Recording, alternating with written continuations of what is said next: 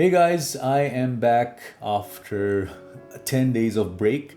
I wasn't doing any JavaScript coding challenges because I had no time. I was working on this huge full stack booking application. It's basically a clone of the booking app, booking.com, and I have created this with MERN stack. I was working on Node.js and Express.js for the very first time. So it was a real challenge for me to complete this project, but I'm glad to say that I've done it. So let me show you the project. So this is the main page, and here we have our navigation where we can log in or we can register from here. I'm going to show that in a minute. So after that, we have this search section where we can select the date ranges and we can select the options and then search. And if I go down here, we can search by city, search by property type, and then search by featured properties and the footer. So all of the information on this website is being fetched from the backend using custom hook, and I have also used context API on the front end for the state management. And let me show you if I write a destination here. So let's say I write a city, select a date range. Let's select options. Over here, rooms, children, adults, and if I click on search, we go to the product listing page where we have all these different properties. So we can even filter it out with the minimum prices. So let's say 100 minimum and maximum, let's say 250. So it's only gonna show the properties that are in that price range. Here on the see availability, if we click on that, we can go into the product details. We can look at the different pictures over here.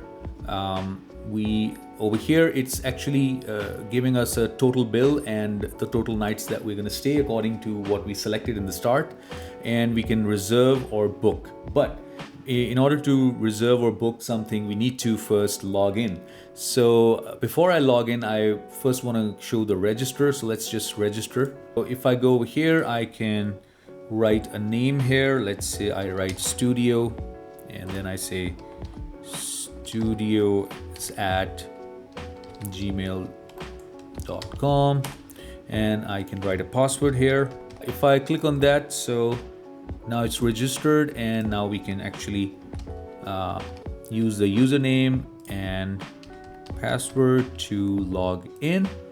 Okay, yeah, we are finally logged in with the studio user. And now if I actually right over here, let's say I go to Lahore, I want to select the dates and the options, and if I go to the availability, if I click on the reserve or book now button, let me zoom in for you. Okay, so you can see that we have rooms. We can select rooms that we want to book, but there are certain rooms that you can see that they are not available because they have already been reserved by a user. That's why they are not unavailable. Like on this date, for example, if I select 102, if I come back as another user and try to do this on the same date, I cannot, because if a room is booked on a specific date, you cannot select it.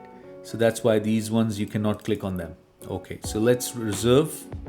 All right, so this is how we can reserve. That's the website on the front end. On the back end, I have created the full CRUD functionality, the controllers, the models. In future videos, I will be showing you the code, exactly how I did different things, how I connect database to the back end, how I use JWT authentication and authorization, how I did different things like creating models with Mongoose and creating the CRUD functionalities and routes with the express.router function. So I'm going to show as much as I can in the upcoming videos.